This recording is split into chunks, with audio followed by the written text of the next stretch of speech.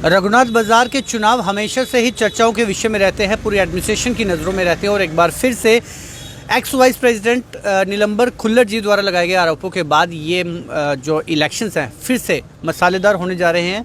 हमारे पास अब ex president ही बोलेंगे, सुरेंद्र महाजन जी मौजूद हैं, जो कि इस पूरे चुनाव प्रक्रिया को करवाने के लिए अपनी तरफ से ये कमिट कर रहे हैं कि फ्री एंड फेयर है, लेकिन आरोप इन पर लग रहे हैं कि फ्री एंड फेयर इलेक्शन नहीं करवा पा रहे। इन्हीं से पूछेंगे आखिर क्या आप पर एलिगेशन लग रहे हैं कि फ्री एंड फेयर इलेक्शन नहीं करवा पा रहे।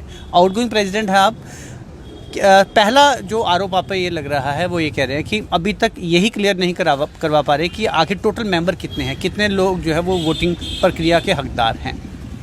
देखिए, हमारी टोटल लिस्ट है 349।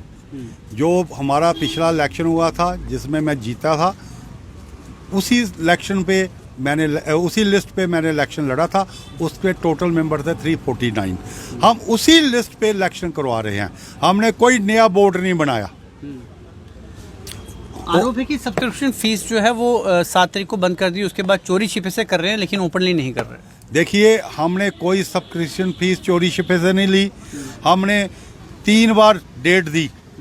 पहला ये हमने सर्कुलर निकाला 15/7 को कि अपनी सब्सक्रिप्शन फीस 31 जुलाई तक आप जमा करवाइए ट्रेजरी के पास। सर्कुलेट भी किया, जस्ट सारी मार्केट में ये सर्कुलेट किया, ये मैं आपको बताना चाहता हूँ। सारी मार्केट में ये सर्कुलेट किया हमने।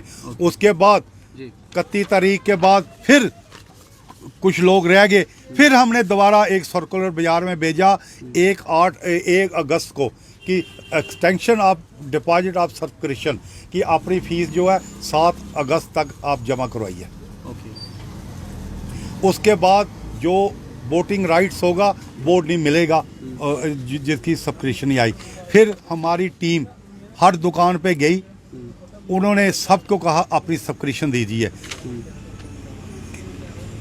मेंबरों ने दिए और कुछ मेंबरों ने नहीं भी दिए।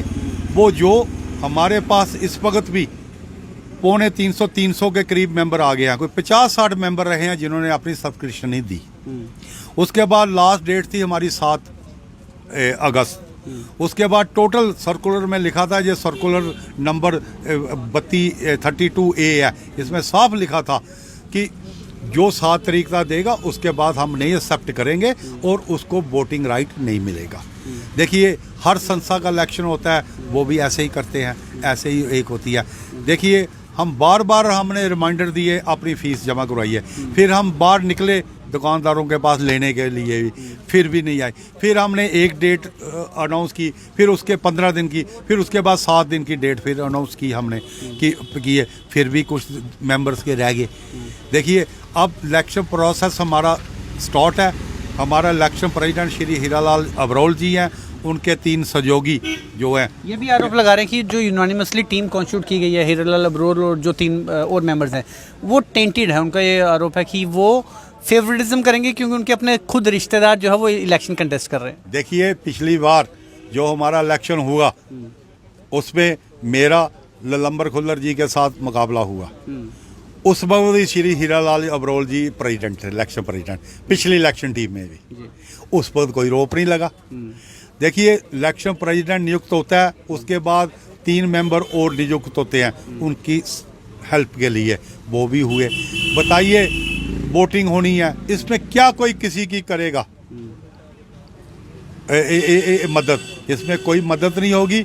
बिल्कुल इलेक्शन फेयरली होगा, बिल्कुल स्मूथ होगा, इसमें कुछ नहीं होगा, ये मैं आपको भरोसा दिलाता हूँ। लास्ट क्वेश्चन है कि उनका ये आरोप है कि 2 साल का टर्म रहता है, लेकिन पहले खुल्लर साहब ने 4.5 साल लगाए, आपने भी 4.5 साल लगाए, तो यह प्रक्रिया बन चुकी है कि 2 साल को 4.5 साल एंजॉय करो। देखिए, उस चीज़ के लिए मैं कहता हूँ, उस चीज़ की ये देखिए, कोरोना आ गया, उसके बाद फर्स्ट लहर आई, फिर उसके बाद सेकंड लहर आई।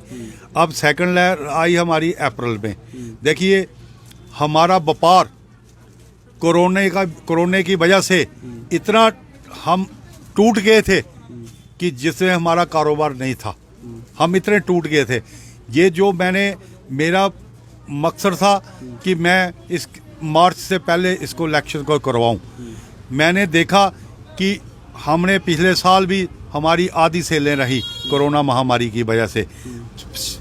3-4 महीने बाजार बंद रहे, जो फर्स्ट वेव में।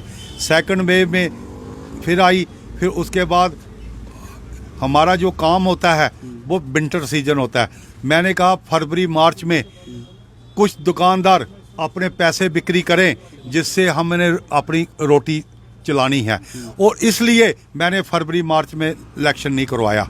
मैंने कहा उसके बाद करवाता हूँ। उसके बाद अप्रैल में कोरोना आ गया, उसके बाद मैंने इलेक्शन डेट अनाउंस कर दी।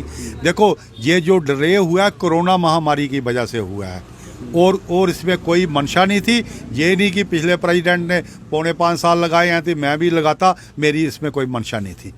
मेरी इसमें कोई मंशा नहीं थी, तो ना मैं ऐसा मेरा कोई मन था, ना मेरा कोई इसमें मन था। और ये कोरोना महामारी से हुआ, ये मैं मार्च से पहले करवाने थे। मैंने ये सोचा कि आगे हमारा बिजनेस नहीं है, ये 2 महीने सीजन के हैं, ये हम सब लगा लें, उसके बाद इलेक्शन अनाउंस करा देंगे। और मैंने उसके बाद इलेक्शन अनाउंस करवा दिया। इसमें कोई ऐसी बात तो है ही नहीं। बिल्कुल, ये थे आउटगोइंग प्रेसिडेंट सुरेंद्र महाजन जी। आरोप साफ तौर से उनका है कि जो आरोप उन पर लग रहे हैं वो बिल्कुल ही बेबुनियाद है, और किसी तरह की कोई कोताही जो है वो नहीं होगी। फ्री एंड फेयर इलेक्शंस होंगे।